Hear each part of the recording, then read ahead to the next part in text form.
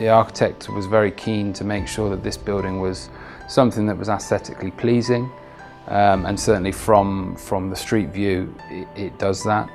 And then from a service user point of view, it provides that flexibility in being able to give those unobstructed views out that are so important for their therapy, their rehabilitation, and just their sense of mind as well. So really the Vista system was the obvious choice here at Greenwood. My name's Matt Davis. I'm a project manager for Kier Construction London. I've been involved with the Greenwood project since it was a tender, which is also going to be run by Camden Disability Action, who employ a high proportion of people with disabilities. So the brief from the London Borough of Camden from the very beginning was that this needed to be a building that, from an accessibility point of view, really maximised what was currently available. So access around the building has been vastly improved by the addition of hand railing around the outside of the rooms, again to assist mobility for those people that are less able. The internal void, for instance, it was important that it maintained a high barrier. It's actually an overheight barrier, but it had an unobstructed view through. The benefit of structural glass is that you don't have intermediate posts, and therefore you have that unobstructed view. The external terraces, the architect was very keen to preserve views across London to particular landmarks. So the use of the Vista system with its structural glass was chosen from an early outset, with Delta's help in the early design stages as well helped us to sort of refine those structural requirements.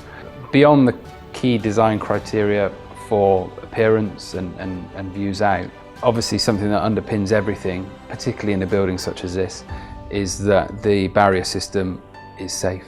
And the Vista system and structural glass in general, we were satisfied provides this, and it's a product which I think couples both the safety and the appearance really, really well.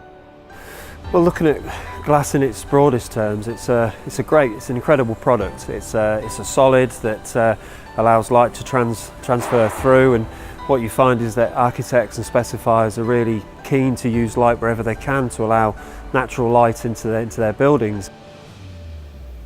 It's incredibly durable, chemically stable, is inherently strong, but it's quite easy to become complacent with it, or to not necessarily understand its limitations or the way in which it should be designed into buildings, which are affected by environmental factors over time. So whether that's heat and humidity causing the glass to expand and contract, or even the metalwork to expand and contract, or moisture ingress over time, which cause the glass to slip.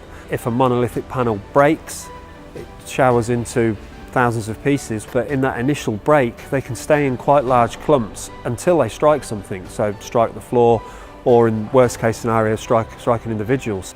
Glass is a wonderful product, a beautiful product, but it has its risks, as do many other products, and standards really are a way of mitigating those risks, of making sure that they're produced in a certain way, conforming to certain regulations.